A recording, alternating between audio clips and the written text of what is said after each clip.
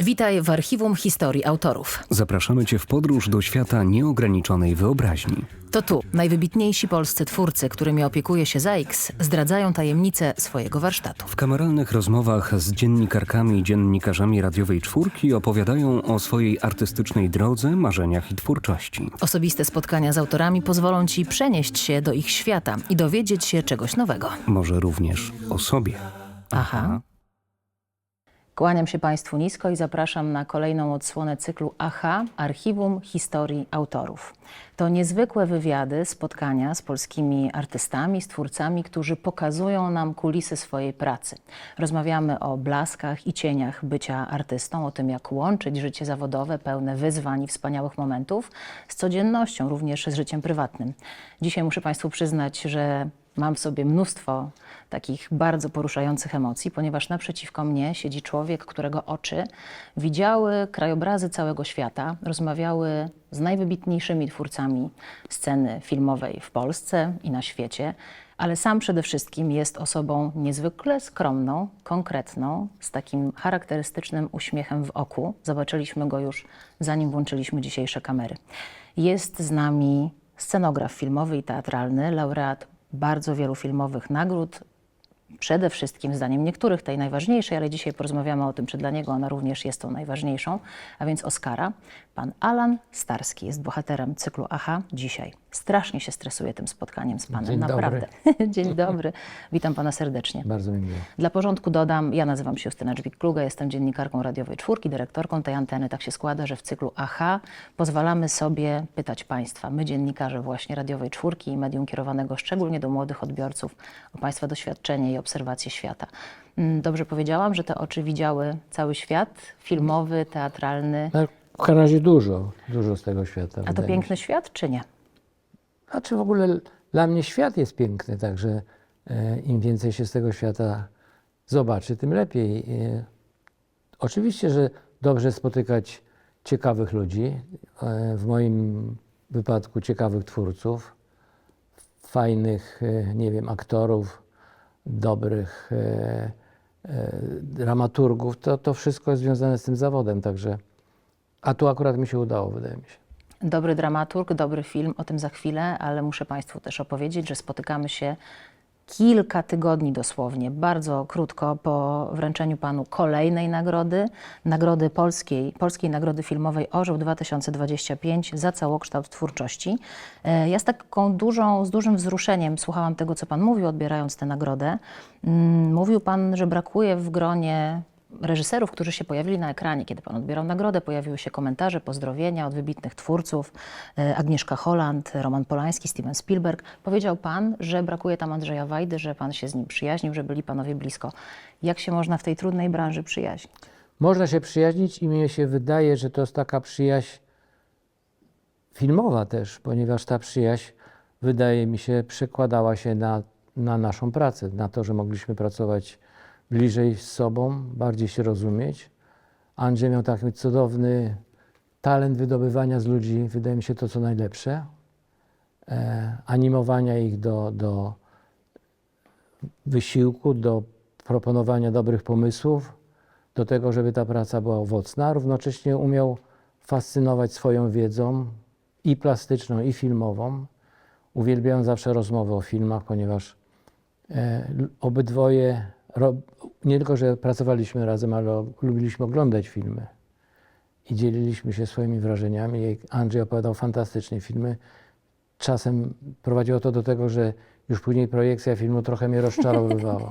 Wszystko powiedział, co tam się wydarzyło. Znaczy nie, umiał się zachwycać filmami, nie swoimi, tylko filmami, które oglądał. Umiał te filmy odbierać emocjonalnie, a dla mnie w ogóle sztuka jest emocjonalna. Także że to jest taka kwintesencja człowieka, artysty i kogoś, kto jest wrażliwy na to, co się dzieje wokół.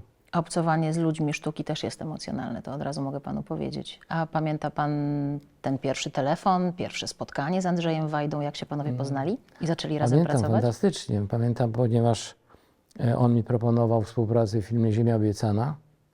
Dla mnie to było bardzo stresujące, bo ja już wtedy miałem zobowiązania w innym filmie. wiedziałem, że muszę odmówić Andrzejowi, chociaż bardzo nie chciałem. A była taka cała ceremonia, wspaniałe cygaro, które zapalał Andrzej Wajda, no i ta propozycja. I to jest przykład takiego rzadkiej sytuacji w świecie filmowym, ponieważ na ogół reżyserzy, którym się odmówi filmu, drugi raz już nie szukają tego samego artysty, a w wypadku Andrzeja po roku dostałem kolejną ciekawą propozycję od pana Andrzeja i muszę powiedzieć, że owocowało to 14 filmami, które zrobiliśmy razem. A jaki był ten pierwszy, który panowie zrobili razem, pamięta pan? Smuga cienia. Ale przedtem przygotowywaliśmy serial o Chopinie, który nie doszedł do skutku, ale pozwolił nam się poznać bardzo dobrze.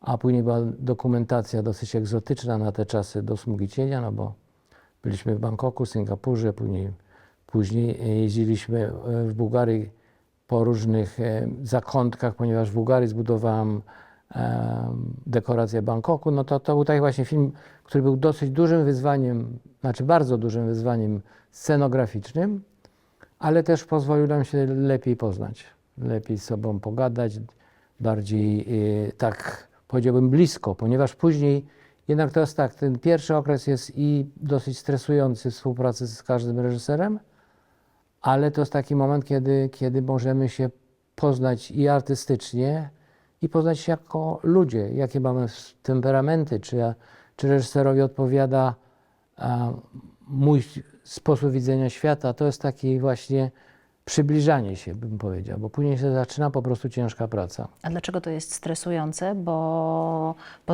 poznaje się dwóch artystów, którzy mają wizję i muszą w jakiś sposób ją uwspólnić? To o to chodzi? No nie tylko to jest jednak teraz to takie słowo modne, rodzaj castingu, no bo przecież reżyser ma prawo wyboru swoich współpracowników. Ja też mam prawo wyboru, ale swoich współpracowników. Natomiast no, taka jest prawda, że reżyser musi się poczuć pewnie, uwierzyć w mój talent, czy w mój pomysł na film wręcz i sobie tak założyć, że to jest właśnie ten człowiek, który zrealizuje jego marzenia, jego sny. Zdarzyło się panu kiedyś odmówić reżyserowi po tym pierwszym etapie pracy dalszej? Na ogół odmawiałem filmów, w których unikałem już spotkania się z reżyserami. Czyli już nie po tym etapie. Ten etap Nie, to już było dużo Nie, to dalej. już jest taki moment, kiedy ja, wręcz odwrotnie, ja zawsze wybierałem projekty nie tylko takie, które scenariuszowo były interesujące, ale właśnie takie projekty, w których reżyserzy byli jakimiś ciekawymi ludźmi. I tak naprawdę to mnie zależało, żeby pozostać w tym filmie. To nie jest tak, że jestem jakąś prymadonną, która czeka na jakieś fantastyczne propozycje. Nie, jak już się spotykam z reżyserem, to bardzo chciałem ten film zrobić, o którym rozmawialiśmy. Siedzę z panem, nie wiem czy panowie siedzieli, ale siedzę z panem i z panem Andrzejem Wajdą, który pali cygaro. Pan mu mówi, nie mogę zrobić z tobą, nie mogę pracować z tobą przy ziemi obiecanej. Z panem. Panem, nie mogę z panem pracować. I pan Andrzej Wajda mówi, trudno, zadzwonię przy kolejnej produkcji, czy... Nie. Ja powiedziałem panu Andrzejowi, że mam po prostu, jestem umówiony na mniejszy film, ale z reżyserem, z którym debiutowałem, z Ryszardem Berem i że strasznie mi żal, ale nie będę mógł dołączyć do ekipy Ziemi Obiecanej. Tak to wyglądało. No i wtedy żaden reżyser nie składa zobowiązań do następnego filmu, bo jeszcze nawet sam nie wie, jaki będzie robił następny film. Co jest kluczem do dobrej współpracy scenografa i reżysera? No Po tym etapie, kiedy się już państwo, przecież może to być Agnieszka Holland, państwo poznają, robią razem film, co jest kluczem do tego, żeby to grało? No właśnie taki moment, kiedy reżyser potrafi sprzedać mi pomysł na film, a ja potrafię reżysera przekonać, że taki pomysł potrafię zrealizować i jeszcze go wzbogacić o jakieś dodatkowe pomysły przestrzenne, scenograficzne. Podczas tych wspomnianych na początku Orłów, kiedy pan odbierał nagrodę, powiedział pan takie zdanie. Wydaje mi się, że teraz jesteśmy w takim momencie, kiedy trzeba robić filmy, które coś mówią. Dlaczego akurat teraz trzeba robić takie filmy? Co to jest za moment? I jakie to są filmy, które coś mówią? No myślę, że po pierwsze ja zacząłem od takich filmów robić w ogóle Moja kariera scenografa, czy praca scenografa zaczęła się właśnie od robienia filmów, które coś, nie tylko coś, ale mówiły rzeczy ważne. Ponieważ ja uważam, że akurat zaczęliśmy od Konrada, ale tak naprawdę takim filmem, który na mnie zrobił olbrzymie wrażenie już w trakcie realizacji, to był Człowiek z marmuru. I to był film w jakimś sensie przełomowy. Tak jak dla młodego chłopaka, jakim byłem w czasie jeszcze czasów szkolnych, Popiół i Diament był filmem przełomowym, który pokazał, że można nawet w takim kraju komunistycznym zrobić tak odważny i mocny film. To później w czasie realizacji Człowieka z marmuru wiedziałem, że robimy film ważny, że robimy film, w którym ja nie tylko muszę scenograficznie sprostać dosyć ciężkim zadaniom, czyli no, chociażby to, że musiałem wybudować, nie wiem, w Warszawie fragment Nowej Huty, ale i było dosyć dużo wyzwań scenograficznych, ale wiedziałem, że robimy film właśnie ważny i dlatego do tego teraz w czasie Orłów wróciłem. No bo wydaje mi się, że po pierwsze trochę się wali ta cała nasza koncepcja cywilizacji współczesnej i świata właśnie. Może nawet nie chodzi o świat idealny, chodzi o świat bezpieczny. Nie ma już w tej chwili takiego poczucia bezpieczeństwa, nie ma poczucia pewności, jakie wartości zwyciężą. I myślę, że to jest taki moment, kiedy film powinien być istotny, ważny i coś mówić widzowi. Oczywiście nie wierzę też w taką wielkie przesłanie filmu, że film może zmienić świat czy sposób myślenia ludzi, ale może się dołożyć do tego, żeby ludzie lepiej zrozumieli to, co się dzieje wokół. Bardzo dobrze pamiętam rozmowę z Agnieszką Holland przy okazji premiery filmu Zielona granica i ona powiedziała dokładnie to samo, co pan mówi teraz, to znaczy, że trzeba robić filmy ważne.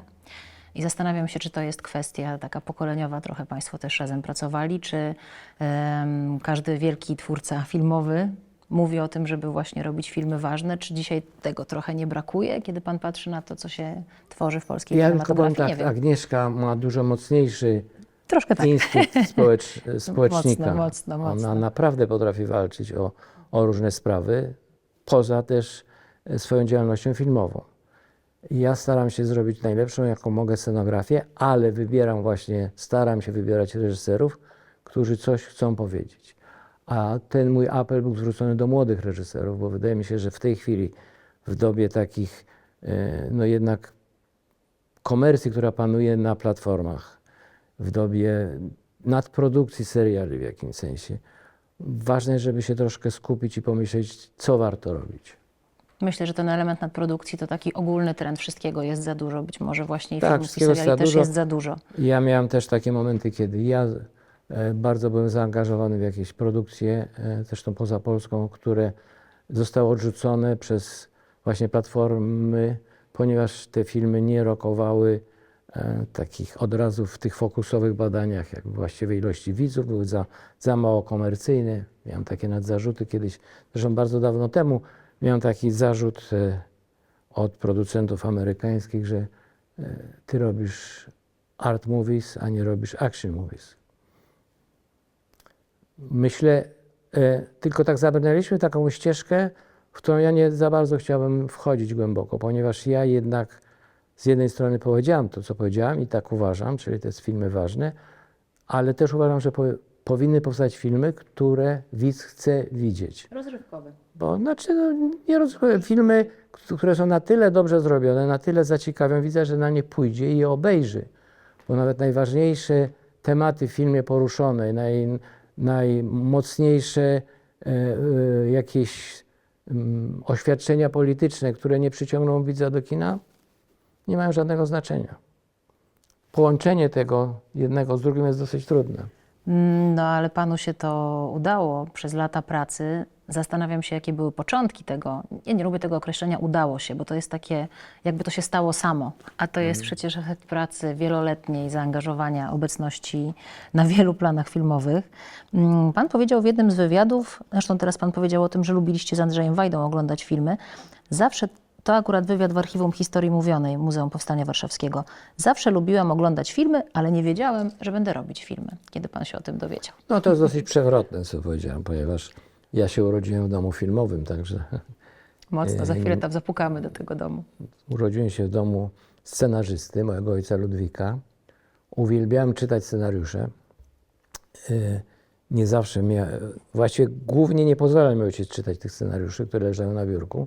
To były i jego scenariusze i scenariusze z zespołu, który on prowadził, Syrena. A czemu nie pozwalał? No bo wie pani, jest tyle literatury Sienkiewicza, Prusa, które powinienem, Mickiewicza, Słowackiego, to wszystko, to był ten kanon, który ojciec bardzo pilnował, żebym naprawdę poznał tą całą literaturę polską i uważał, że to jest to, co powinno mnie i zainteresować i co powinienem chłonąć, ale Przecież przy zawsze jest tak, okazji- że wolimy inne rzeczy niż te, które nam no właśnie, podpowiadają rodzice. byłem w domu wychowany filmowym, później skończyłem Akademię Sztuk Pięknych. Wtedy w ogóle nie było Wydziału Scenografii, skończyłem architekturę wnętrz, projektowanie wystaw i targów i tak kombinowałem, że chyba nie będę pracował jako scenograf filmowy, bo Akademia nauczyła mnie takich ambicji artystowskich. Wydawało mi się, że scenografia jest jednak taka eklektyczna, odtwarza jakieś światy już istniejące, kopiuje je. Czyli miał pan takie nie najlepsze zdanie o scenografii na początku, tak? Ale mówi Tak. pan teraz z tym uśmiechem wokół, czy naprawdę tak było? Że Naprawdę troszkę pan tak było. gardził, powiedzielibyśmy. Tak? No, Może czy za nie gardziłem, mocne tylko słowo, nie ale gardziłem. Wydawało mi się poważał tylko, że ja wyższych rzeczy. wychowany na artystę przez 6 lat studiów na Akademii, nagle ugrzęznę w takiej właśnie pracy. Bo praca scenografa, możemy o tym powiedzieć 2 słowa, praca scenografa to jest jednak połączenie pracy artysty i pracy naprawdę dobrego rzemieślnika. Naprawdę dobrego rzemieślnika. Ponieważ ja nie tylko projektuję, w tym projektowaniu też pomaga mi zespół ludzi, ale później muszę umieć te projekty wykonać w terminie. Muszę umieć walczyć o pieniądze z producentami. Tego się nauczyłem w filmach zachodnich akurat, bo to jest takim jednym z elementów pewnego zwycięstwa później scenografa. Ponieważ zdarzyło się, że parę razy odmówiłem filmu, dlatego że wydawało mi się, że za budżet, który mam do dyspozycji, nie potrafię zbudować tego, czego spodziewa się reżyser. A moją ambicją jest, żeby zbudować, czy stworzyć scenografię, czy stworzyć świat marzeń reżysera, ale też, żeby go zaskoczyć jeszcze jakimiś elementami, które on sobie nawet nie założył w swoim planie. Ambitnie, ambitnie. No to jest ta cała przyjemność. To zawsze był pan takim ambitnym człowiekiem? Od Tak. dzieciństwa? Znaczy ambitnym, nie wiem czy powiem To dobre ambitnym, słowo. ale zawsze tak podchodziłem do swojej pracy scenografa. No dobrze, a to jak się stało, że do wyższych celów stworzony artysta po architekturze wnętrz jednak zostaje scenografem? Taka lekcja pokory. Przez rok projektowałem. Ale chyba pan nie żałuje. Projektowałem różne z kolegami, różne nie wiem, okładki do pism, reklamy produktów. Robiłem taką dosyć dużą akcję Polska Gęś w Niemczech. Pierwsze takie reklamy polskich właśnie wytworów na rynku niemieckim. Jednak stwierdziłem, że cały czas marzyłem o projektowaniu wystaw i targów na całym świecie, prawda? Po to skończyłem ten wydział, ale okazało się to dosyć prozaiczne. Bardziej byłem wynajmowany do projektowania do wykonywania rysunków, a nie do jeżdżenia po światowych wystawach. Muszę tylko powiedzieć jedno, bo żeby jedno było ważne. Ja byłem wychowany w czasach komuny, znaczy w czasach PRL-u, mówiąc precyzyjniej. To był dosyć ponury taki świat i marzeniem każdego młodego człowieka z jakimiś ambicjami było się wyrwać z tego świata, pojechać gdzieś, wyjechać z tego kręgu. Ja wyjeżdżałem akurat już w czasie studiów do Anglii, ale to nie były to wymiany Erasmusa, tylko po prostu jechałem i pracowałem na budowie. A później byłem szczęśliwy, że pracowałem w antykwariacie przez parę lat i w czasie wakacji. I to były te dla mnie ożywcze takie spojrzenie na świat trochę inny, prawda? Chociażby na to, oglądać filmy lubiłem zawsze i to, że mogłem nie oglądać filmy z James Bondem w Londynie, a w Polsce to były filmy uznawane za polityczne, a nie rozrywkowe, o dziwo.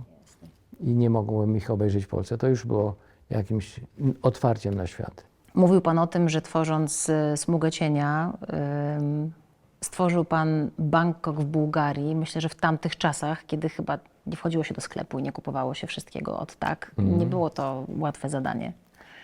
No nie, ja muszę powiedzieć, że ja w każdym filmie miałem dosyć ciężkie zadania, ale nie, film Sługa Cienia był takim wyzwaniem scenograficznym, ponieważ wnętrze żaglowca budowa w studio w Warszawie, to było dopiero wnętrze, które w zasadzie jest takim dosyć solidnie zbudowanym, na przykład kajutą kapitańską, czy mesą pod pokładem żaglowca. To wszystko zbudowaliśmy tu. To miało wyglądać jak, nie wiem, mahoniowe wnętrza z cudownymi, nie wiem, których wykończeniem jest z mosiądzu wspaniałe lampy na takich gimbalach, które się poruszają i niwelują fale morskie. To się łączyło z pokładem żaglowca, który był już wtedy w Bułgarii, w Warnie. Połączenie tego. W Warnie zbudowałem właśnie na wybrzeżu współczesnym port w Bangkoku. Wnętrza kapitanatu, nie wiem, w Singapurze budowaliśmy też w studiu w Warszawie. W Londynie, pod Londynem jakieś fragmenty ulic Bangkoku i tylko parę ujęć było w realnych miejscach w Bangkoku kręconych. Także to był film bardzo taki sprytnie zrobiony, łączenie różnych miejsc. Ale uprzedzę pewne Pani pytanie, ponieważ jak robiłem Miłość w Niemczech, film, do którego udało mi się wymknąć w dosyć karkołomny sposób z Polski, ponieważ na przykład Daniel Olbryski nie dostał paszportu, tam ta cała polska władza starała się jak mogła utrudnić realizację tego filmu w Niemczech. Myśmy go robili w Niemczech i w Szwajcarii. I pamiętam, że w czasie zdjęć w Szwajcarii przyszedł jakiś dziennikarz właśnie i robił i zadał takie pytanie, jaka jest różnica między realizacją tego filmu, czy w ogóle realizacją filmu u nas w Szwajcarii, w Niemczech, a Pana pracą w komunistycznej Polsce. Ja powiedziałem, że wyzwania artystyczne są takie same, zależy z kim się pracuje, natomiast tu jest łatwiej kupić gwoździe i właśnie za te gwoździe miałem później tutaj dosyć duże nieprzyjemności. Czy jest w ogóle dla artysty takiego jak Pan jakiś wspólny mianownik tworzenia scenografii, koncepcji scenograficznej do projektów, przy których, czy w ogóle można tak powiedzieć? Tym mianownikiem jest reżyser. Niemożliwe. Niech Pan się nie zasłania reżyserem, o Pana pytam. Nie, ja będę to uparcie mówił, ponieważ ja w sumie nie potrafię zrobić scenografii dobrej do filmu, w którym nie fascynuje mnie postać reżysera. Naprawdę, ja nie jestem twórcą samoistnym. Ja robię jednak, moja scenografia w jakimś sensie jest służalcza, ponieważ scenografia jest wypełnia koncepcję jednak reżysera. Scenografia jest też, nigdy nie ożyje, jeśli nie będę potrafił dobrze współpracować z operatorem, który oświetla tą moją dekorację, to on wzbogaca to, co ja zbuduję światłem. Także ja zawsze mam takie poczucie, że czasem dosyć dręczące, ale że jeśli już wkraczam w świat konkretnego filmu, to muszę się liczyć z talentami ludzi, z którymi pracuję. Nie jestem puszczony swobodnie i nie mogę być właśnie takim twórcą, który ma swoje kaprysy i swoje pomysły. Mam swoje kaprysy i swoje pomysły, ale muszę je w jakimś sensie podporządkować koncepcji filmu, a za tą koncepcję filmu jednak odpowiada reżyser i dlatego tak często, jak teraz spojrzę, nie podejmowałem jakichś filmów czy jakichś pomysłów, które z perspektywy polskiej mogły się wydawać na przykład bardzo atrakcyjne, bo były po prostu, mówiąc wprost, atrakcyjne dla mnie finansowo, a ja ich nie robiłem, bo wydawało mi się, że albo nie potrafiłem zrozumieć reżysera, albo wydawało mi się, że temat nie jest na tyle ciekawy, żebym robił te filmy. Myślę sobie, że to wymaga ogromnej pokory od artysty, jeżeli zawsze wie, że gdzieś ktoś jest taka czapa, może to brzydkie słowo, ale powiedział Pan o tym, że ta Pańska wizja jest trochę taka służebna wobec tej, którą ma reżyser, bo on trzyma całość. Nie było pokusy, żeby to Pan reżyserował? Ja myślę, że scenografowie, którzy podjęli się realizacji filmów, to robili straszliwie nudne filmy. Widziałem parę. Jest jeden scenograf, który jest dla mnie ciągle podziwiem. to, co on robi, chociaż ostatnio, nie wiem, polscy dziennikarze się, wydaje mi się, uwzięli na Ridleya Scotta, ale Ridley Scott był scenografem i bardzo dobrym. I rysuje wspaniałe storyboardy do tej pory. I jego pierwszy film, Pojedynkowicze, właśnie zachwycał mnie urodą obrazu. To jest fantastyczny film. No i to jest ten przykład scenografa, który zrobił filmy, robi filmy, ale on robi już filmy, nie robi scenografii. Tego nigdy nie mówiłem, ale miałem kiedyś taką sytuację, że mój kolega, reżyser amerykański, zaproponował mi, żebym był koproducentem filmu. I to mnie najbardziej rozśmieszyło, ponieważ nie, ja akurat robię swój zawód. Może gdybym na początku swojej takiej artystycznej drogi miał jeszcze wybór i bym się może mocniej zastanowił, to może bym chciał być operatorem. Dobrym. Często operator może więcej grymasić na planie niż scenograf. Jest przynajmniej paru moich takich współpracowników, czyli moich przyjaciół, bym powiedział, operatorów, często konsultował ze mną kadry, światło. Ja pracuję często z Pawłem Edelmanem, z którym fantastycznie mi się pracuje. I często rozmawialiśmy, robiliśmy testy zawsze na przykład przed filmami, kolorystyczne, oświetlenia. Często wiele razy rozmawialiśmy o tym. Pamiętam, robiłem też taki film, Ben Davis, jest taki operator, który robił 4 billboardy. Robił ten Demony z Inisherin, świetny film, a ja z nim robiłem Hannibala. To był on młodszy ode mnie i pamiętam, jak zaczęliśmy nasze rozmowy, nasze dokumentacje, to on robił właśnie bardzo dużo takich zdjęć polaroidowych, kadrów nawet i obiektów i bardzo, bardzo precyzyjnie omawialiśmy te plany filmowe. Także nie, mnie fascynuje współpraca z operatorem, a wszystko zaczęło się od tego. Pierwszy mój film jako scenograf filmowy to robiłem film z Ryszardem Berem, Chłopców, ale pierwszy raz na planie filmowym byłem w albumie polskim Rybkowskiego i wtedy poznałem Witka Sobocińskiego i to była dla mnie fantastyczna szkoła. I niezła szkoła, bo pierwszy dzień zdjęciowy to była katastrofa właśnie kolorystyczna. Musiałem to później sam robić, przemalowywać jakiś cały wagon kolejowy i wtedy to wszystko, co później już wiedziałem o świetle, o obiektywach, o tym, jak światło zmienia barwę, na przykład ściany. Wiadomo, że operator zawsze będzie robił korekcję. Teraz korekcja jest 10 razy łatwiejsza, ponieważ robi się już na zapisie komputerowym. Kiedyś ta korekcja światła była dosyć skomplikowana, w związku z tym musiałem wiedzieć, że światło, które robiąc korekcję twarzy, koloru twarzy, operator nie myśli tak dokładnie o tym, jak się zmienia kolor ściany, a ja musiałem o tym już malując tą ścianę wybiegać do przodu i wiedzieć, jak ta ściana się zmieni od oświetlenia, a później od ewentualnej korekty świetlnej. Także nie, dlatego tak mówię, że to jest zawód z jednej strony, można powiedzieć, szalony, ryzykowny w jakimś sensie, no bo ja wydaję kupę pieniędzy na dekoracje, które później jednak musi, jeśli mówimy o tej służebnej roli, jednak musi zaakceptować reżyser i operator, prawda? A ja już wydałem te pieniądze. I dlatego mówię, że to jest zawód, głęboko wierzę w to artystyczne, ale też wymaga dużej wiedzy rzemieślniczej, umiejętności rozmawiania moje.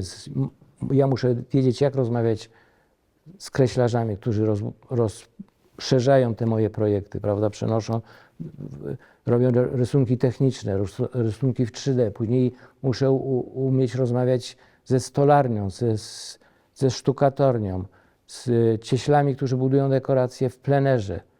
I na końcu, i to jest najważniejsze dla mnie i ciągle mnie to fascynuje, muszę umieć patynować te dekoracje w sposób przekonywujący i dlatego udało mi się w ciągu mojej kariery już takiej, która się rozpoczęła, nie wiem, od pianisty powiedzmy, takich filmów stricte robionych poza Polską, zawsze miałem bardzo dobrą ekipę malarzy i co o dziwo, ciągle w sumie tych samych malarzy angielskich, którzy byli wspaniałymi moimi współpracownikami.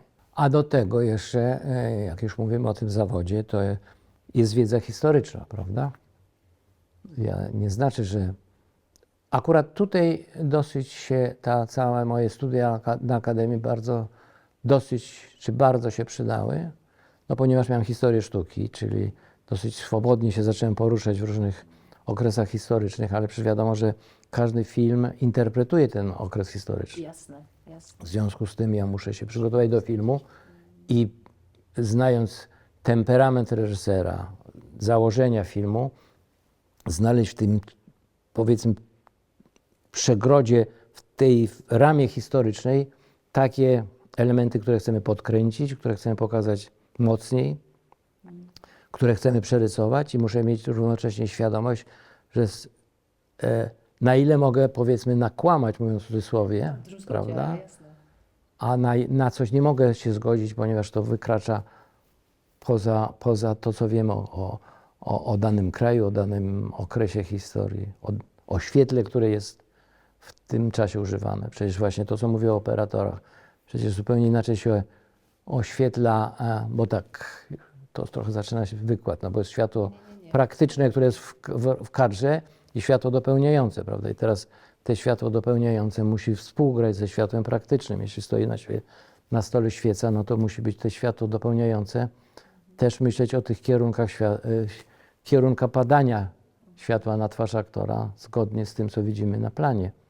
Światło jarzeniowe, które kiedyś wydawało się, że nie można kręcić filmu w tym świetle straszliwym i brzydkim, ale ponieważ współpracowałem z Alanem Pakulą w przygotowaniu jego amerykańskiego filmu Wybór Zofii, to opowiadał mi, jak walczyli ze światłem w tych wielkich redakcjach amerykańskich, gdzie były szał tych jarzeniówek, prawda? Tak. I tu jest nagle dochodzi i sprawa koloru tych jarzeniówek, ale i dźwięku, ponieważ te jarzeniówki wydają jakieś brumy straszliwe, więc oni chłodzili te w ogóle jakieś, zrobili systemy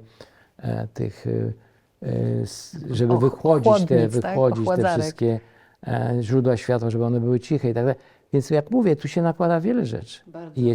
I jeśli jeszcze powiemy, do tego dochodzi jednak walka o budżet i umiejętność uzasadnienia producentowi,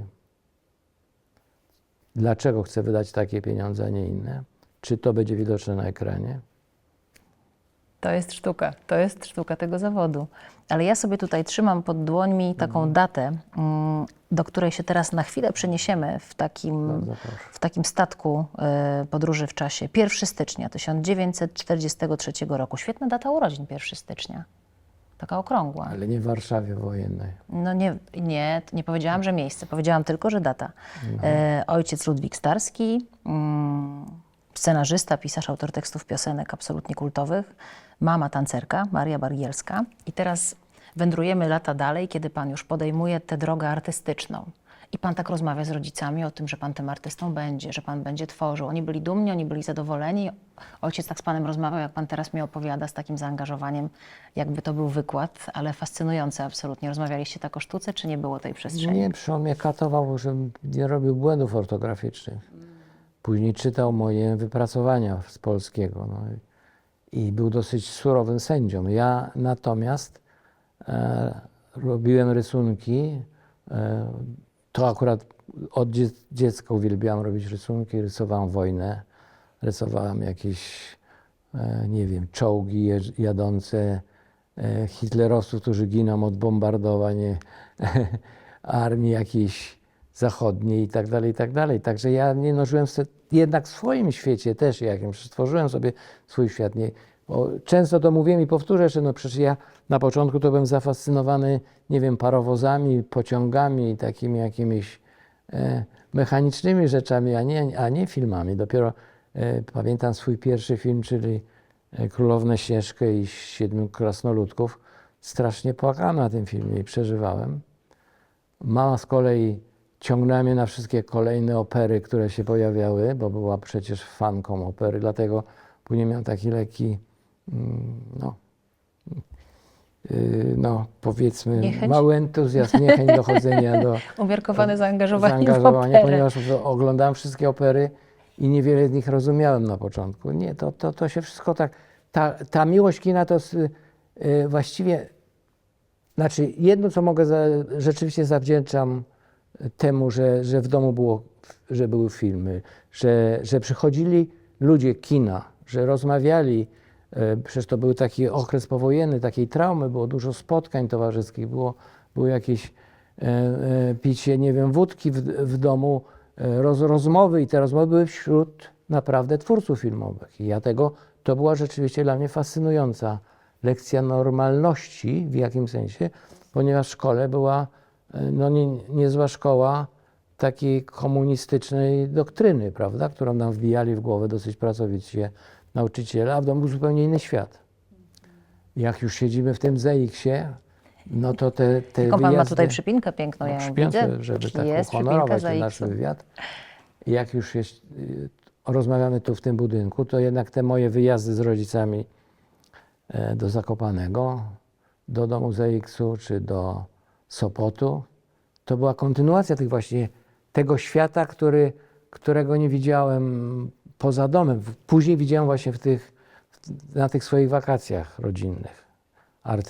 Rodzinno-artystyczne. Czyli to były wyjazdy do domu pracy twórczej, rozumiem, Tak, rodzice no jechali, tak. a pan tam przy okazji zaliczał No, zawsze podsłuchałem, wakacje. no to było właśnie w okresie wakacji, przecież tam też przyjeżdżali inni twórcy też z dziećmi, ale przy okazji, przy tych kolacjach, nie wiem, wakacyjnych, trochę o tych filmach, czy o tych problemach związanych z filmami, z festiwalami, trochę się nasłuchałem. Natomiast taka pasja filmu, to właściwie się zaczęła właśnie to, co powiedziałem, od takich filmów jak, nie wiem, Fan Tulipan, Popiół i Diament. Zacząłem oglądać filmy i ta pasja oglądania filmów zawsze we mnie tkwi.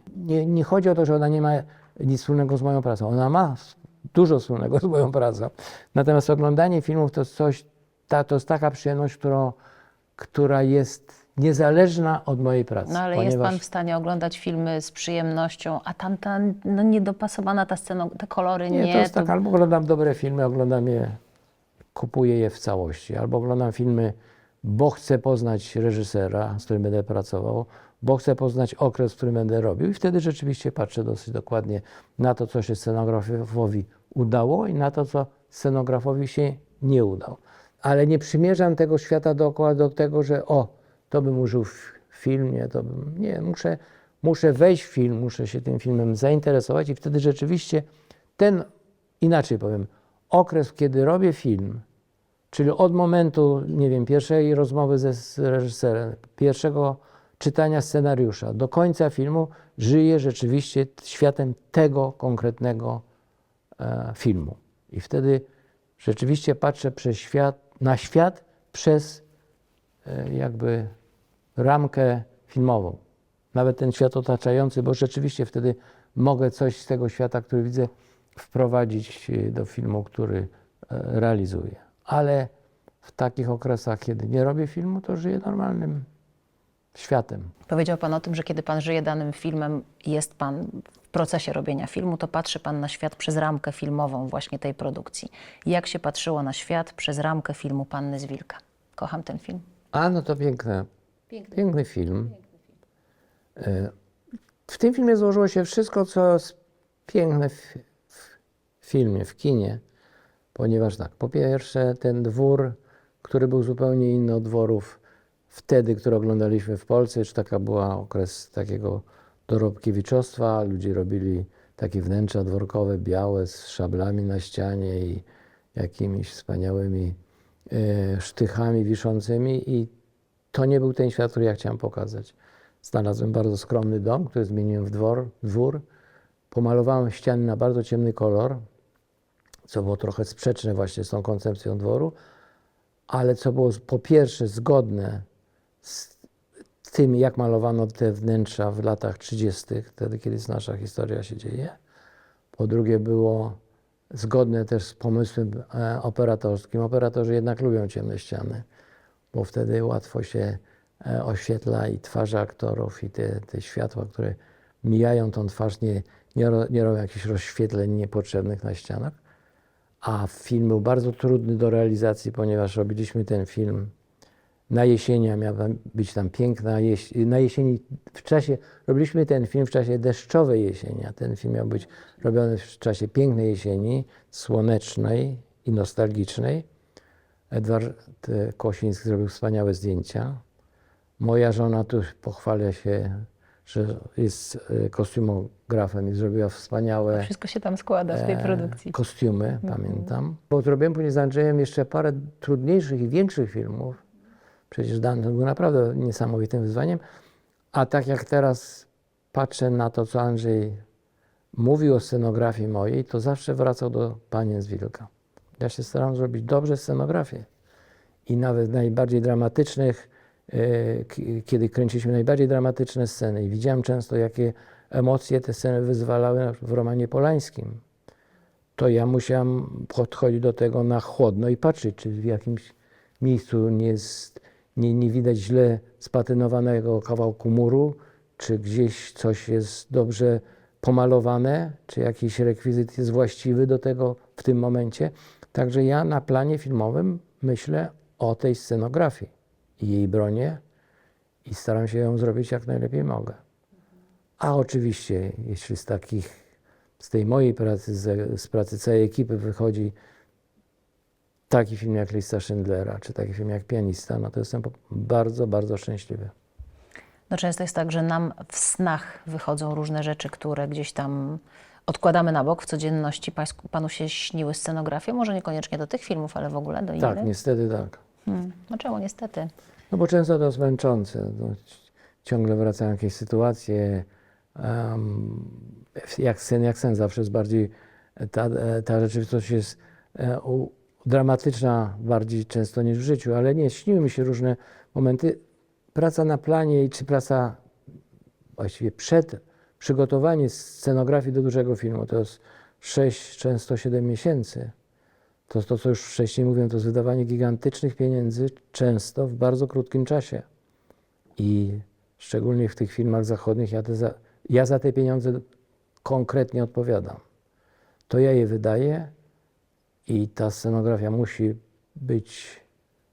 pasować do tego, co film opowiada, być scenografią, którą reżyser kupuje z entuzjazmem i być scenografią, w której właśnie światło, kamera porusza się w sposób, który może tą scenografię dobrze pokazać. Duża odpowiedzialność. I stres, naprawdę to jest piekielny stres. Ale i fizyczna praca dosyć ciężka. Ale czy jest tam też element frajdy? Bo ja sobie tak wyobrażam, proszę mnie poprawić, jeżeli to jest głupie wyobrażenie, ale że pan też szuka miejsc, tak zwanych lokacji, czyli jednak się trochę jeździ, patrzy się na budynki, na miasta. No można kawał świata zobaczyć. Czy ten element pańskiej pracy też... No, to jest świetny moment, kiedy się poznaje świat, ale ten świat się poznaje zawsze myśląc o tym, jak go przystosować, a głównie zmienić do wymagań filmu. Czyli ta frajda jest taka malutka raczej. Znaczy nie, no jest, na początku jest frajda, ale później jest myślenie, czy to można... Znaczy inaczej powiem, ja na początku pracując z Andrzejem, kiedy robiliśmy dosyć małe często filmy, tak bez znieczulenia, tak jak nawet, nie wiem, staraliśmy się robić filmy Człowiek z żelaza, gdzie szukaliśmy ciekawości, czy nawet w Pannach Wilka te szukanie miejsc jest bardzo ważne i ten mój zmysł, umiejętność zrozumienia tego, co możemy pokazać gdzieś, czy często umiejętność przekonania reżysera, że znalazłem bardzo interesujące miejsce, ale inne od jego wyobrażeń, które uważam, że może posłużyć do zdjęć, ale równocześnie muszę zawsze myśleć o tym, jak ja zmieniam te miejsca. Czy to jest możliwe, bo ja je zmieniam. Przecież ja, jeśli mówimy o kolorze, zakładam jakąś paletę kolorów, które są w filmie. I teraz ta paleta kolorów, którą ja bardzo rygorystycznie się trzymam, miejsca, które znajduję, nie odpowiadają tym kolorom, które ja chcę użyć. Ja muszę teraz sprawdzić, czy te miejsca można przemalować, czy można do nich wejść. Jak robiłem Pana Tadeusza, przecież szukaliśmy na taką biesiadę w zamku wnętrz w polskich muzeach, prawda, w zamkach polskich. żadne z tych miejsc nie pozwoliłoby mi na przemalowanie ścian, na wyniesienie mebli, na zmienienie zasłon. I dlatego tą scenę nakręciliśmy w ruinach, w których ja mogłem stworzyć swój zamek, czy nasz zamek i jeszcze dołożyć dodatkowe znaczenie tej sceny, ponieważ dwie rodziny walczą o ruiny. Także i te miejsca, które się zwiedza i te myśli o tym, co trzeba będzie zbudować, na pewno jest z jednej strony ekscytujące i piękne, ale z drugiej strony bardzo, bardzo stresuje. W tej chwili jest dużo nowych zawodów. Jest taki location manager, czy człowiek, który znajduje miejsca, a mnie się te miejsca nie podobają, w związku z tym muszę pojechać sam, znaleźć inne. Jadę przecież z reżyserem, to też muszę mu pokazać dwa, trzy miejsca, żeby mógł wybrać z tego, a ja chciałbym mu zasugerować miejsce, które mnie się najbardziej podoba. Pamiętam natomiast taki moment, kiedy zbudowaliśmy Londyn w Pradze czeskiej. Olbrzymią dekorację. To była chyba jedna z największych w Europie dekoracji, jakie powstały. I weszliśmy z Romanem Polańskim na dachy tego Londynu. To był lipiec, tak fantastyczne, wieczorne światło. I Roman powiedział, słuchaj, to chyba jest najpiękniejszy moment w naszej filmowej karierze i to powtórzył teraz na tych orłach. Bo to był taki moment, jak się patrzy na tą dekorację dużą i się wie, że to jest magia kina, że angielscy aktorzy, którzy wejdą na plan, poczują się jak w wiktoriańskim Londynie i nie będą podważali tej naszej wizji. I tak było. Oni się czuli dobrze w tych dekoracjach. Przecież Oliver Twist to jest kilkadziesiąt wnętrz, które wszystkie zostały zbudowane. Tam nie ma ani jednego wnętrza prawdziwego, adaptowanego. I wszystko robili Państwo w To Pradze? są wszystko w dekoracjach w Pradze, w iluś dużych studiach filmowych. Wszystkie ulice są zbudowane na zapleczu studia. Dwa miasteczka są zbudowane też na zapleczu studia. Farmy, w plenerach różne ujęcia z jakimiś budynkami, które stoją w tle, to wszystko było zbudowane. Powiedział Pan o tym momencie, najpiękniejszym momencie w karierze, w życiu filmowca. To był moment Romana Polańskiego. A jaki był najpiękniejszy moment w życiu filmowca Alana Starskiego? Ten sam czy inny? No nie, to było nasze obopólne jakby zachwyt tak, nad tym, cośmy stworzyli. No na szczęście takich momentów było trochę więcej, no po prostu. No. To jest, muszę powiedzieć, na przykład cała ta historia Dantona, kiedy Andrzej Wajda przywozi do Paryża młodego chłopaka, żeby robił scenografię do historii rewolucji francuskiej, żeby akurat postawiłem gilotynę na tyłach placu Concorde. Bardzo to japońskim turystom odpowiadało, robili mnóstwo zdjęć. To były fantastyczne momenty. A te trudne? Są takie momenty, ja robiłem taki bardzo, bardzo trudny film, a nieczęsto te trudne filmy i dobrze zrobione odnoszą sukces. Ja robiłem taki film nie tak dawno chyba, znaczy w 2018 roku była premiera, czy 2019.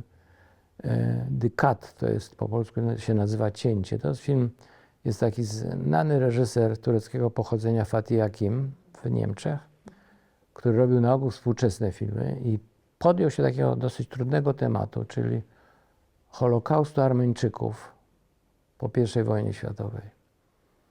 Ponieważ jest z tureckiego pochodzenia, to tym bardziej było mu trudno ten film robić, a szczególnie w Turcji, więc myśmy ten film robili nie w Turcji, szukaliśmy plenerów, bo nie mogliśmy ze względów politycznych, ja tylko dokumentowałem ten film w Turcji. Później robiliśmy zdjęcia w Jordanii, robiliśmy film, to jest film drogi, bo to jest film, bohater szuka swoich ocalałych z tego pogromu, można nazwać, dwóch córek i zdjęcia były na Kubie, na Hawanie, później w Kanadzie budowałem zdjęcia, plenery i miasteczka amerykańskie z północnej Dakoty.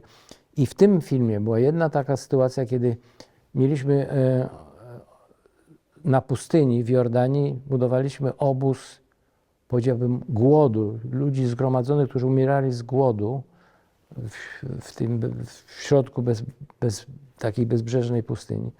I okazało się, że miejscowa ludność nie zgadza się na kręcenie tych zdjęć, ponieważ kobiety występowały w tym filmie, w tej scenie w szmatach, a te szmaty odsłaniały za dużo ciała i powiedzieli, że nie będziemy kręcili w Jordanii tej sceny. Kręciliśmy dojście do tej sceny, kamera dochodzi, jest jakaś stacyjka, którą tam zbudowałem, ale całą tą scenę tej pustyni nakręciliśmy w studio filmowym na hali w Babelsbergu. Kultowe studio filmowe. Niemczech. Nomen omen w takim studio Marlena Dietrich, dlatego mówię nomen omen, bo miałem robić serial o Marlenie Dietrich i kręciliśmy tą scenę we wnętrzu, a to nie jest proste robienie światła, pustyni, to już na pustyni, ale światła na tej pustyni, połączenie tego z prawdziwą pustynią. Nawet przywieźliśmy z tej pustyni w Jordanii kamienie podobne na ten piachu i tak dalej. To było mnóstwo było problemów i był taki moment, że myślałem, że to już w jakimś momencie przekracza nasze możliwości, moje możliwości psychiczne. Ciągle coś dokręcaliśmy, bo wykręciliśmy w takich miejscach trudnych do realizacji. Później przenosiliśmy zdjęcia, które były w Jordanii, musieliśmy kręcić na Malcie, bo tam się okazało, że miejscowa ludność zniszczyła nam dekoracje. No, było mnóstwo różnych komplikacji. Powstał film w jakimś sensie, wydaje mi się, dobry, przyzwoicie zrobiony, nawet jakąś nagrodę dostał, ale nie główną w Wenecji. No i później tego filmu tak ludzie wokół nie obejrzeli, dlatego mówię, że taki film jak Lista Schindlera, który nie tylko jest filmem ważnym właśnie, tylko jest też filmem, który ludzie obejrzeli, że ja jeżdżę, mam teraz okres takich masterclass, zajęć na świecie i zawsze ten film jest dyskutowany, bo ludzie go obejrzeli, bo nawet młodzi ludzie, adepci szkół filmowych znają ten film, no to jest coś, co sprawia olbrzymią satysfakcję. No to jest jeden z tych filmów, ja pamiętam, jak oglądałam ten film z moimi rodzicami w domu i jest ten moment, kiedy idą napisy końcowe i nikt się nie rusza. No tak, Nikt się nie a rusza. film jest 3 godziny 15. Dzisiaj sprawdzam. Nikt nic nie mówi, nikt się nie rusza i ja widzę, że moja mama płacze i to jest po prostu, ja to pamiętam, jak z panem teraz rozmawiam, Więc to są jestem właśnie tam. takie filmy. No. Myślę, że takim najmilszym momentem pracy to jest właśnie premiera filmu. Tak? Oczywiście.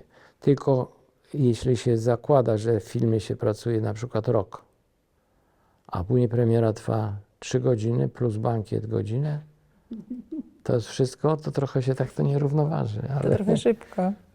nie ma tego zrównoważenia, tej satysfakcji z tym, cośmy przeżyli. Nie, ale na szczęście w czasie realizacji też są momenty, kiedy człowiek wie, że robi coś dobrego.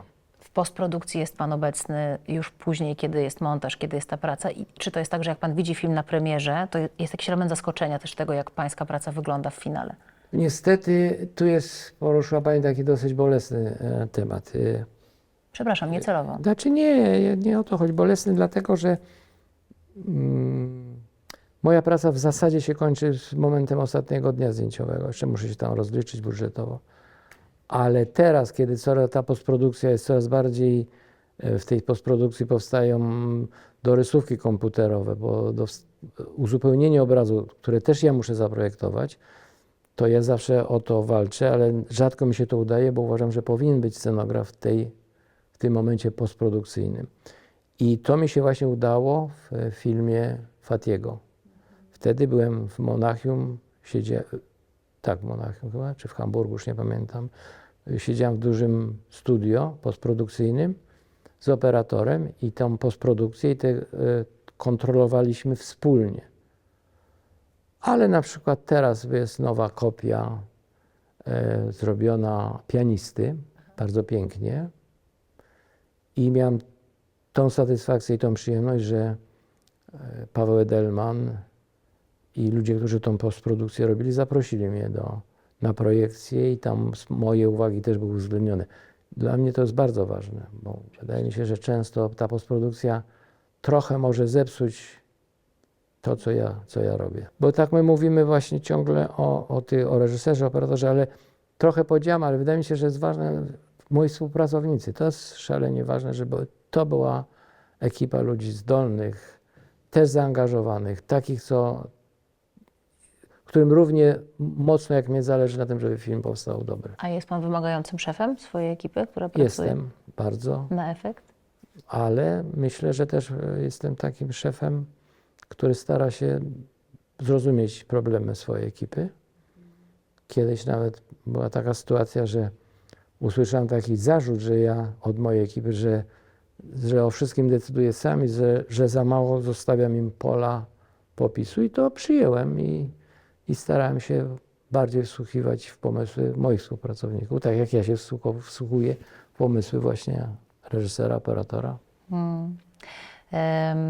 Nie wiem, czy mogę sobie na to pozwolić, ale powiem to zdanie. Dla mnie jest pan postacią kultową w pewien sposób. Pamiętam ten moment bardzo dobrze, kiedy dostał pan Oscara. Oscara dostała wtedy również pani Ewa Braun. Wywiady, rozmowy. Z tej perspektywy patrząc, to był ten moment, kiedy zaczął pan też dużo pracować za granicą. I zawsze lubimy patrzeć na to, że trawa jest bardziej zielona u sąsiada, że na pewno za granicą jest łatwiej robić filmy, że na pewno są tam większe budżety. A jak to jest naprawdę? Jak to wygląda z pańskiej perspektywy? No, trochę w tym jest racji. Myślę, że dla scenografa szczególnie, że mogą dostawać propozycje filmów większych, o większych budżetach. Nie wszystkie, nie poszaleć, nie, bo im większy budżet, tym więcej jest kontroli. To nie jest Poszaleć tak. Ja z kontrolą. ja buduję dekoracje i producent chce widzieć na ekranie. On wie, ile ja wydałem pieniędzy. Ale jest to rzeczywiście poszerzenie zdecydowanie możliwości. Bo jednak te filmy o dużym budżecie, to właśnie to są te duże dekoracje, ta możliwość wykorzystania wszystkich tych umiejętności, które scenograf powinien posiadać. Te projektowanie, no tak jak właśnie chociażby właśnie Oliver Twist. Tak jak nawet Pianista, w którym przecież sceny Warszawy przedwojennej, wojennej, powojennej, część budowaliśmy dekoracji w Polsce, część budowaliśmy w Babelsbergu, ruiny budowałem w jakimś mieście pod Berlinem. No później o tym Oliwierze, o którym mówiliśmy, a z kolei Hannibal, w którym robiliśmy olbrzymie dekoracje w Pradze czeskiej, Francji, Litwy. No tak, to są takie filmy, Spektakularne. które dają możliwości, o tak bym powiedział, które dają możliwości. Ale równocześnie parę razy mi się tak zdarzyło, że rezygnowałem z filmów o dużym budżecie, żeby na przykład zrobić Pokłosie. Pamiętam dokładnie, jak rozrobiłem z Agnieszką Holland.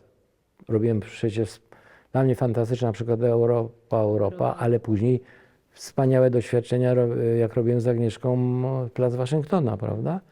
I po Placu Waszyngtona miałem propozycję filmu w Bostonie, ale przyjechałem do Jurka Sztura tu, bo napisał piękny list do mnie z Pawłem Edelmanem i namawiał mnie na ten film, który reżyserował, Historie miłosne. I z przyjemnością ten film zrobiłem. Podobnie było właśnie z Pokłosiem, który chciałem zrobić bardzo. Tak jak mówię, to jest mieszanka, na to nie ma recepty. Ale na przykład zrobiłem taki film, który był nominowany do Oscara zagraniczny w Belgii. Zrobiłem film Dance, ale to nie od tańca, tylko od księdza, który się nazywał D-E-A-N-S, Dance, ksiądz Dance. To był taki film trochę o takim księdzu, trochę o zacięciu socjalistycznym, który pomagał robotnikom, udał się do papieża w obronie robotników belgijskich. Jak ja przeczytałem ten scenariusz, to nie bardzo miałem ochotę ten film robić. Steve Konings jest reżyser belgijski, bardzo fajny, dobry reżyser. Ale moja żona mi powiedziała, nie, zrób ten film, chociaż scenariusz mnie nie ujął. A czemu ujął żonę? Uważa, że to jest ciekawy, interesujący temat. I okazało się, że rzeczywiście zrobiliśmy film, który później miał olbrzymi sukces w Belgii, naprawdę na skalę kraju, czy tam Beneluxu na to olbrzymi sukces, a później dzięki temu filmowi przygotowywaliśmy jakiś film na Hawajach, następny, który z kolei padł.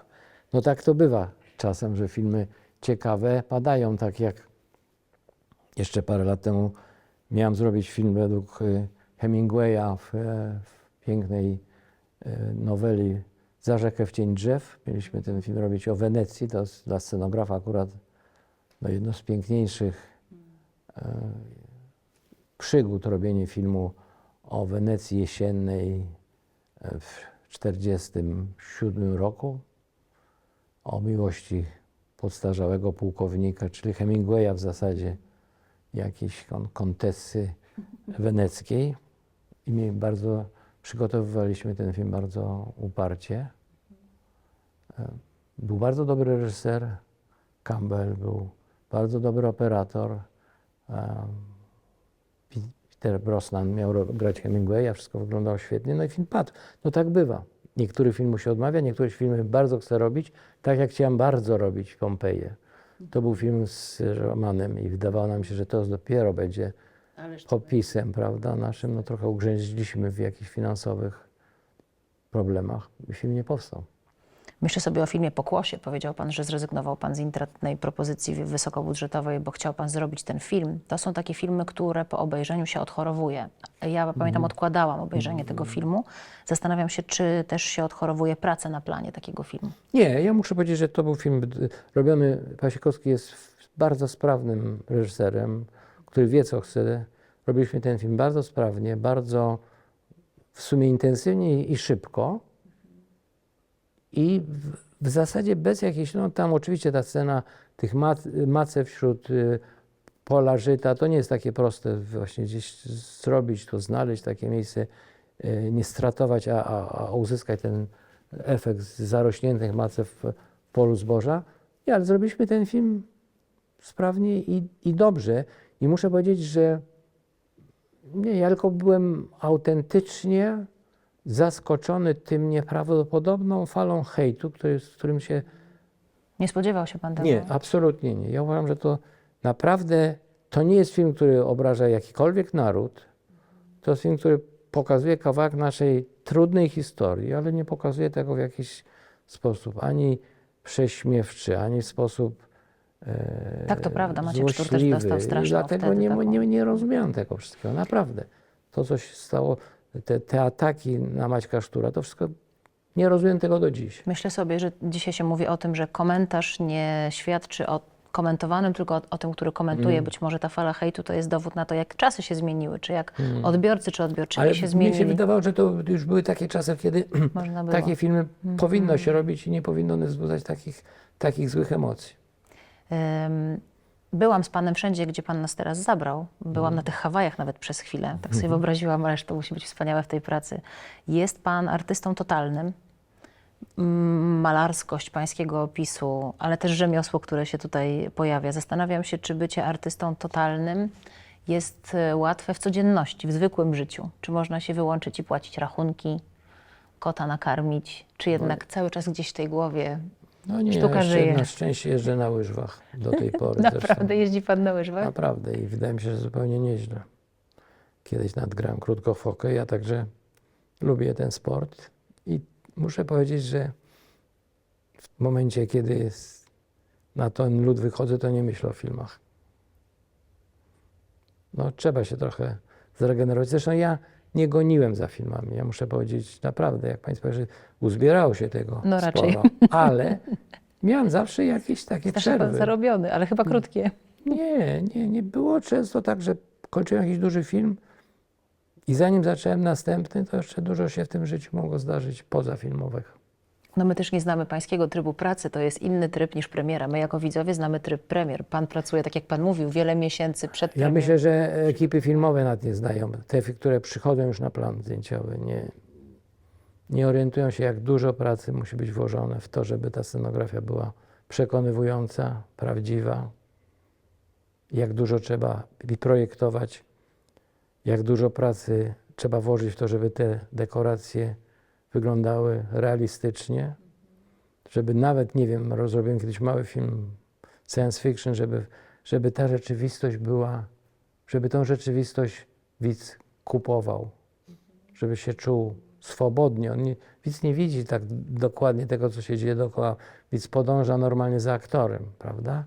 Ale nie może być scenografia niedoróbek, musi uwiarygadniać absolutnie. to wszystko, co się dzieje na ekranie. Bardzo mi się podoba i bardzo się w to wsłuchuję, kiedy pan mówi, zrobiłem mały film, zrobiłem duży film, ale myślę sobie, że nawet robiąc mały film można się nieźle narobić, bo Tak. to jest takie... No na przykład, powiem pani tak, w filmie Oliver, mówię w mojej pracowni projektowej było 30 osób, plus tam dekoratorzy wnętrzne, to powiedzmy następnych tam 20 osób, no plus ekipy budowlanej 200 do 300 osób, a robiłem film Fear of Flying, czyli strach latania, o takiej zagubionej rakiecie, do której mały chłopiec wsiada.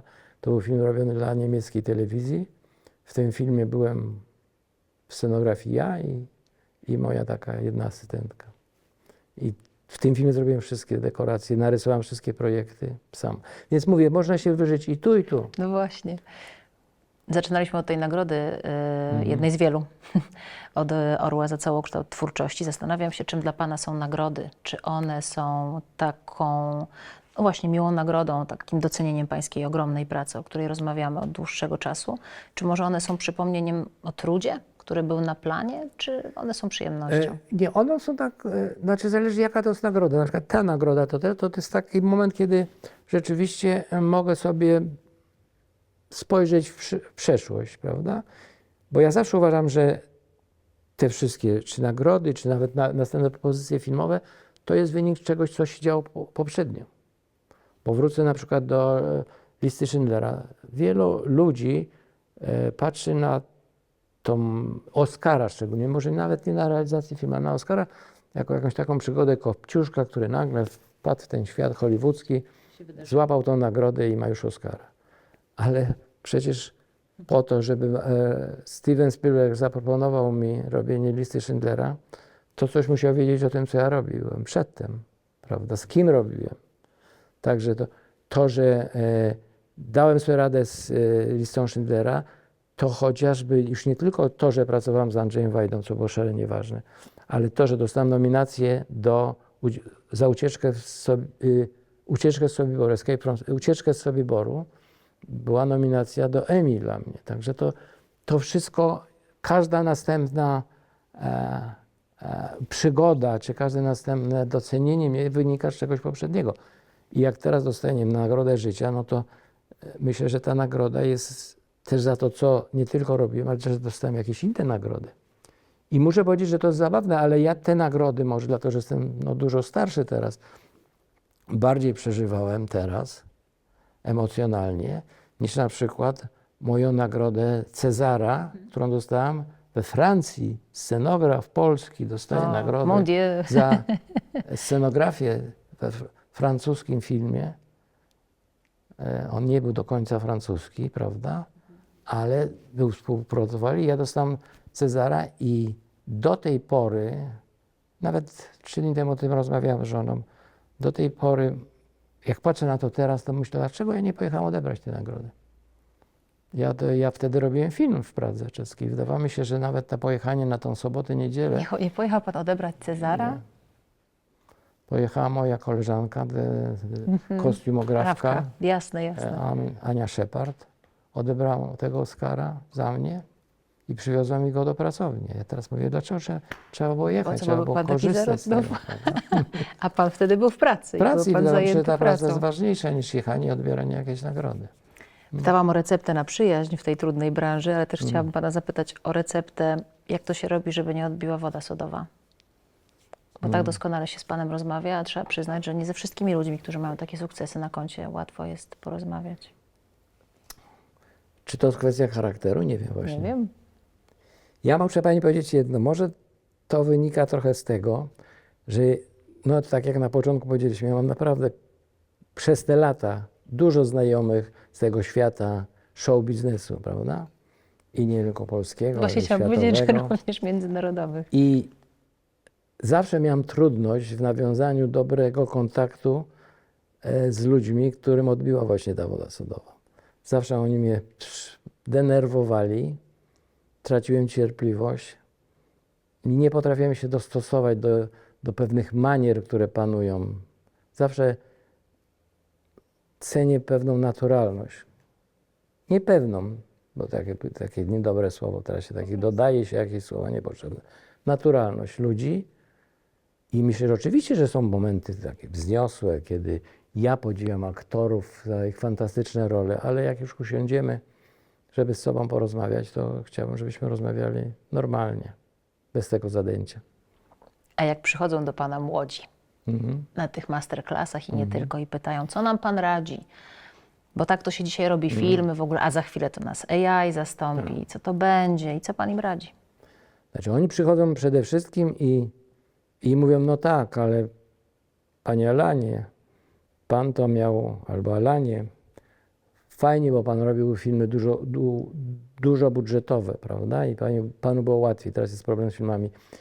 I tu się zawsze staram wytłumaczyć, że to właśnie nie jest kwestia tylko budżetu, o który też trzeba walczyć, ale to jest kwestia podejścia do tej pracy, prawda? I to jest, ale, dobrze, mówimy, bo troszkę zbiegłem w inną ścieżkę. Chciałem powiedzieć o jednym. W mojej pracy zawsze mówię jedno, trzeba niestety się bardzo dobrze uczyć. To jest takie strasznie banalne, bo to tak jak tatuś mówi swojemu dziecku, że trzeba się uczyć w szkole. Nie, trzeba się tego zawodu naprawdę nauczyć.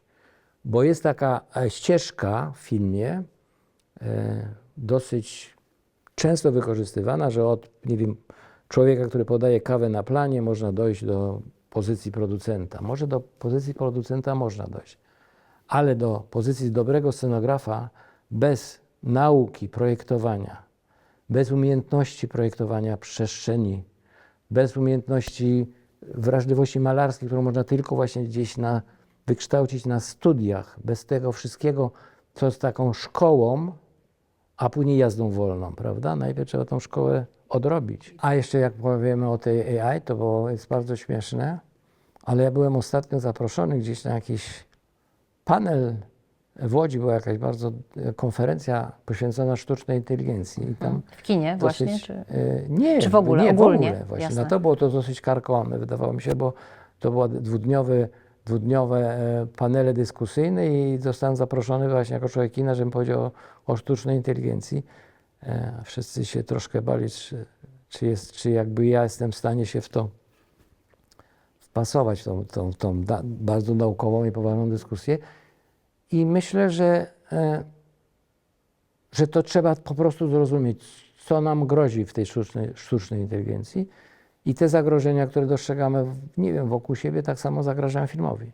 Ponieważ ja muszę powiedzieć, że do tej pory zawsze bardzo się broniłem, bo wszyscy dziennikarze właśnie pytali się, panie Alanie, czy pan się nie boi komputerów, tej postprodukcji komputerowej. Zawsze mówiłem, że to jest jeszcze jedno z narzędzi, prawda? To jest narzędzie, to jak co się dobudowuje, co się dorysowuje, jak się buduje przestrzeń w 3D wirtualną. Natomiast w momencie, kiedy sztuczna inteligencja zacznie ingerować w tak zwaną twórczość, właśnie w to, co my bronimy, no to wtedy się zaczną schody. A co to jest twórczość? Twórczość to jest emocje, to jest wyobraźnia,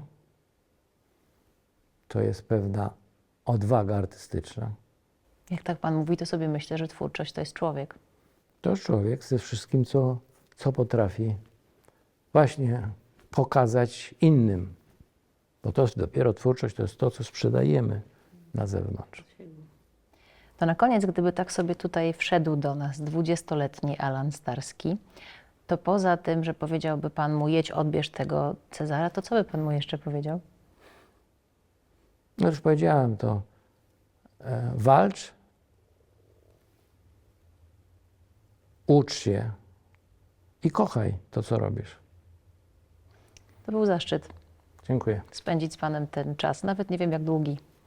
Alan Starski Szybko dzisiaj... poszło. Naprawdę? Znaczy szybko, tak. Dzisiaj bohaterem cyklu Ale dajcie mi wodę, błagam. Archiwum to Historii niech ktoś- Autorów był Alan Starski i wypił całą wodę. Zaraz dolejemy.